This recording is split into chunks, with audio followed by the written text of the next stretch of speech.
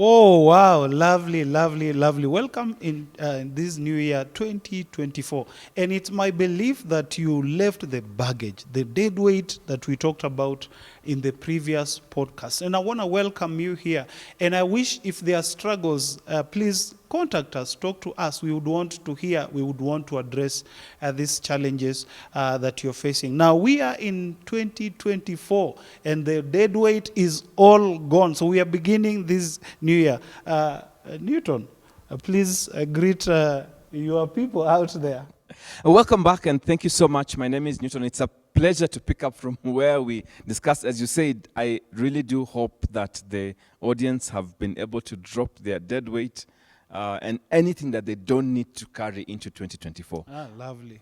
Thank you. So still, Doc is not with us, and we are looking forward. She will be with us soon. So be on the lookout. If I didn't say, my name is Nadine Cheng, so thank you for engaging us. So Newton, we are talking about 2024. And there's this assumption that if before the year turns, you normally write whatever you want to achieve. What do they call them again? Resolutions. So you write them down, and everyone is writing, and everyone is saying, oh, how this year is going to be wonderful. Does it work? Truth, no. In fact, statistically, they've now shown that by Valentine's, which is February 14th, that's exactly 40 days. A very short time. A significant percentage of the population will not even remember what they had written as their resolutions for the new year. Wow. Yeah, which is quite sad. What do you think would be the challenge with that? Well, for a start, we now know that it's impossible to write 10 things that you want to change. Mm-hmm. You know, even machines would be difficult, but I guess machines might be better because of AI. But as a human being, lying to yourself that I have these 10 things I want to change, it's difficult. I think the advice and what the experts propose is you really need to be able to identify that one thing. And I like, in fact, what one of the authors calls it. He calls it a bug, a big, hairy, audacious goal. I don't know why it's called hairy. And a different author calls it a widely important goal. It's that one thing that if you don't do it, other things will not fall in place. And I think that is really the most important suggestion. What is that one thing that you really want to purpose and focus in 2024? You know, forget about 10, 15 goals that you've written down. Because truth is, you will forget. And the more goals you have, the more you will get caught up in trying to chase them. Wow. Yes. And you have said it better, because I'm looking at a situation where, there's pressure on you, because finally you've realized there's this baggage, which is a good thing, actually, for you to realize there are things I need to let go and come up with a new thing that I'm going to pursue. That's a good step. But I think the challenge here now comes in, and this is a question to you. How do you then identify the very key major goal that you need to pursue? Because, the challenge can be, I have so many things around me. There are different areas of my life that maybe are not all working out. So how do I then identify this one particular goal that I need to pursue? I'll give you an example. One of my mentees that we were discussing in December, and this is completely off the topic, but one of the things they were saying is that, look, as a couple, we've struggled because my husband was retrenched. I'm a stay-at-home mom, for example, and we still have to be able to pull in resources because we have kids, we have school fees, we have rent, we have mortgage, we have these other things. So at the back of my mind, if I use that as an example, I would say, your big, hairy, audacious goal must be financial independence, for sure. That's the one thing that is staring at you in the face. If you don't do it, everything else will become secondary. And just to clarify, it doesn't have to be one goal. It can be two, but probably not more than three. But I would definitely say in this particular instance, the financial independence for me becomes one of my big, hairy goals. I need to break it down and say, what concrete actions do I need to take this year so that I can be able to be financially independent? Because I cannot do other things if I don't sort that, for example. And so that's my bag. That's my widely important goal. Wow. So the Bible says that a man has many problems. Money answereth all those. solve those problems. So I want to agree with the Newton here that actually, when you look at finances, because that's the thing that everyone actually has access to, whether it's in small quantities or in larger quantities, we all have access to finances. So I think for me the challenge would be, as we talk to you out there, is that what are those financial goals you are setting for yourself this year? When do you feel you need, why rather do you feel you need to acquire that financial freedom, in that I can make choices concerning my money and be able to feel I am safe with the choices that I'm making? So the question I would turn to Newton again is that depending on where the person is, all right, when do you say you have achieved this financial independence in light of this goal?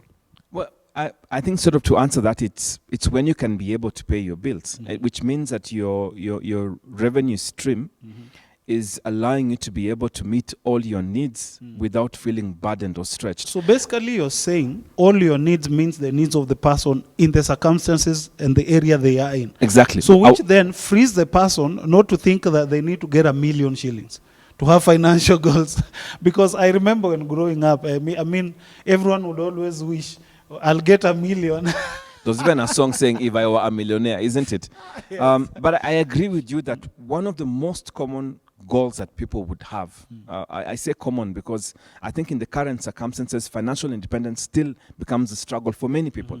But we're also cognizant that there are people who you will not really say they are struggling, in the sense that, as I was telling you the example earlier, that this is a couple who the husband has been retrenched and the wife is a stay-at-home mom. So obviously that's a staring, big, hairy, audacious goal that they need to have. But there are people who they have jobs. Yeah. You know, you find that maybe they have a small business, the husband is still working, they are still getting their salary. The problem might not be actually that they don't have resources. Maybe how do they use these resources to be able to meet their needs? Which in some cases I see then even when you're planning your goal for the year, it's then important to ask yourself, are you the best person to advise yourself? Because people also forget that we're not experts. Yeah, very true. Don't just structure a goal. Maybe you need to have a financial expert with you to help you break down and say, look, your current income is X amount. You're combining the total resources you're getting yourself plus your wife, you're getting 100,000 or 50,000 or 20,000 shillings.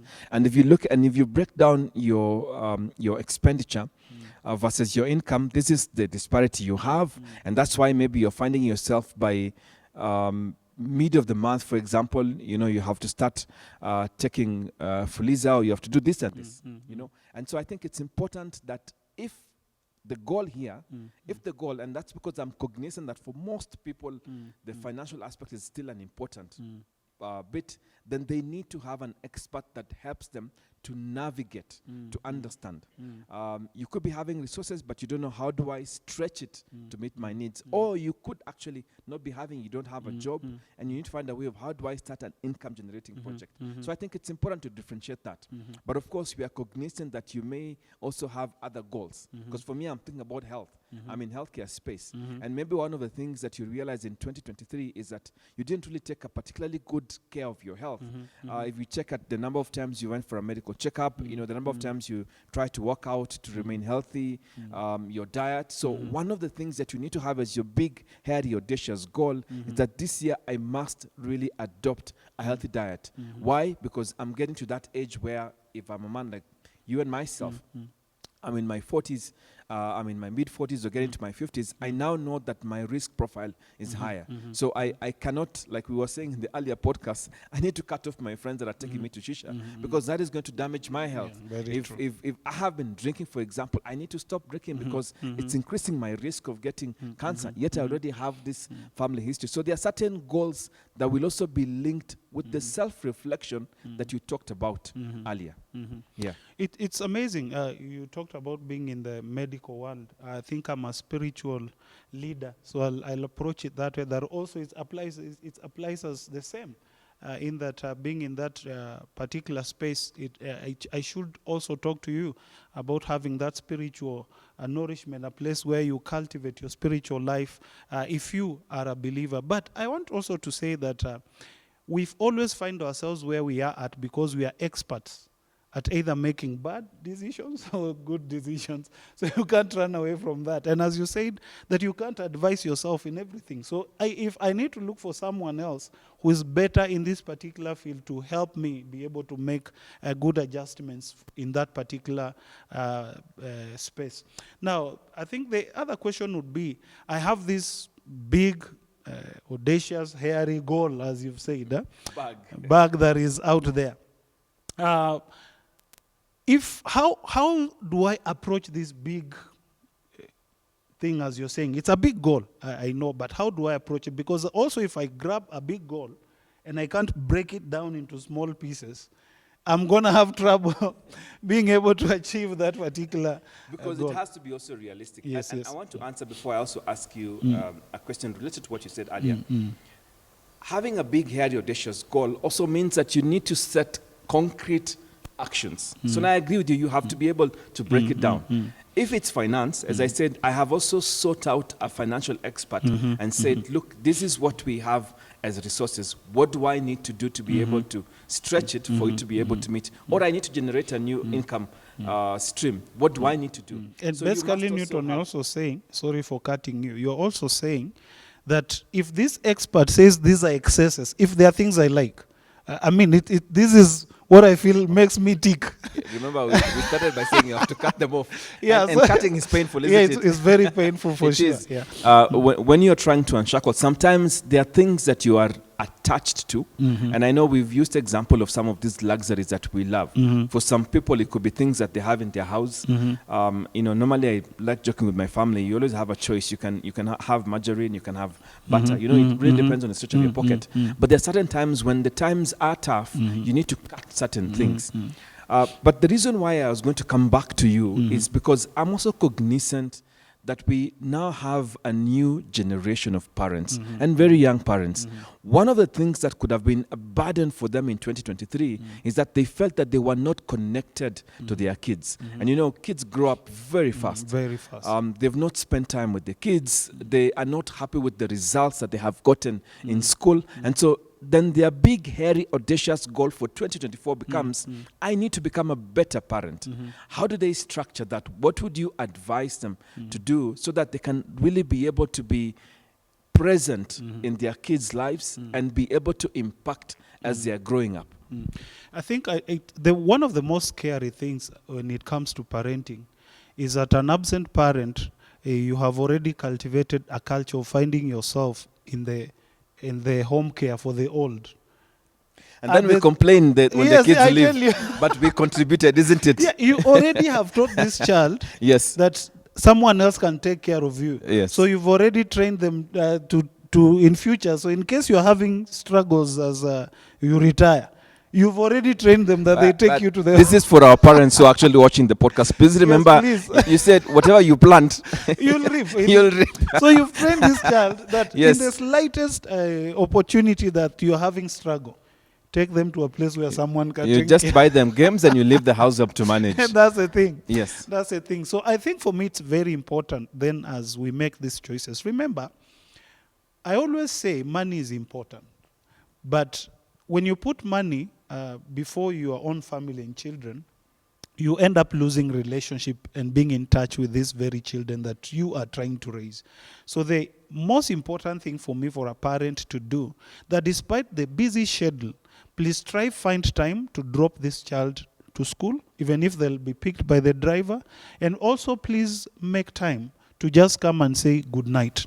But that's also assuming that you have identified this as a red flag for you in 2023, and therefore you're now making it a big, hairy, audacious goal in 2024. But So Newton, how you're now can you not breaking it down. identify when you tell your child to do something, they say, no, auntie has not said it?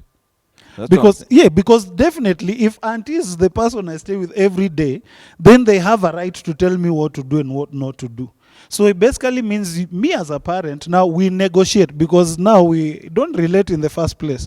So I'll have to negotiate with my child, okay, that I am the parent here. So when I say this, you do. Because they are used to auntie, they are used to the teacher, they are used to other people telling them what to do, not you as a parent. Oh, they don't see you actually. They don't see you, so and they you are don't a feel you. stranger. I mean, dad, really, you are dad.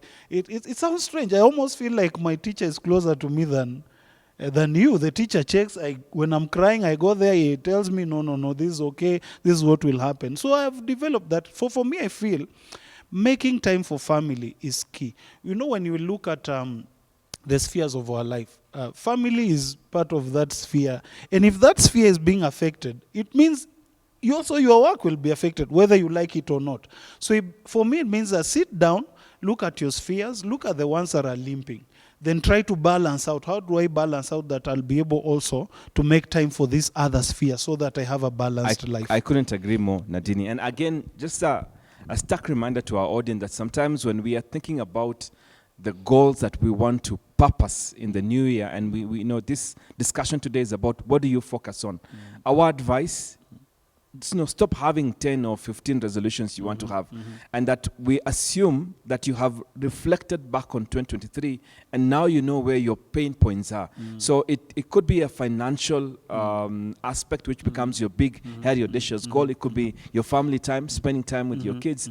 I was even thinking about career also. But I think even as we close on this very important discussion, what then would be your advice to our audience on how they need to structure their goal, and we are saying goal, or at most 2 or 3 for 2024, and how do they make sure that they don't stray away from this goal that they have focused? What would be your closing on that?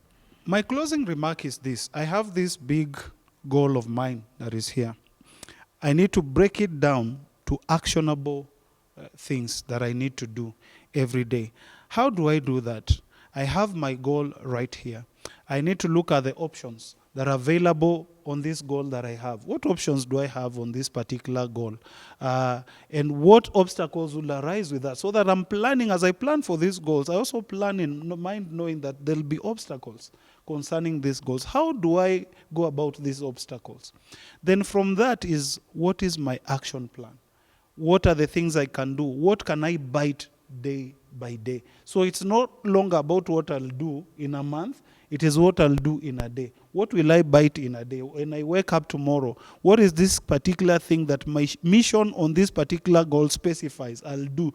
So that it becomes what I wake up every day to do concerning this goal. And I think for me, that would be the parting shot to tell you that if you break it down to this particular point, you'll be able to achieve it, because then you'll have a daily activity plan that you have that you wake up to do. And I want to pick on that even as I give my parting shot. First, my quote is from Steve Covey. He says that things which matter the most must never be at the mercy of things which matter the least. So your big, hairy, audacious goal or widely important goal must meet those things that are really important. It's critical. Number 2, you have to remember that for you to be able to achieve this goal, and I agree with you, you have to have broken down what are the actionable things that you need to do. We call it the concrete actions that you need to be able to take. That's extremely important.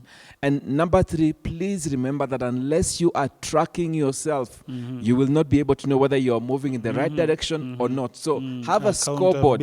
Have a scoreboard. Please check how far are you, because in a couple of weeks, by the way, we'll be off Q1. You need to ask yourself, how far have I moved? And really, that would be my parting shot. Wonderful. I think for me is the small victories actually multiply for you to get a bigger victory. And that's the only way I can end this podcast. So it was wonderful hosting you today. Please talk to us, write to us. We would like to engage also with your dilemmas out there. And may you have a wonderful time. Thank you for being with us.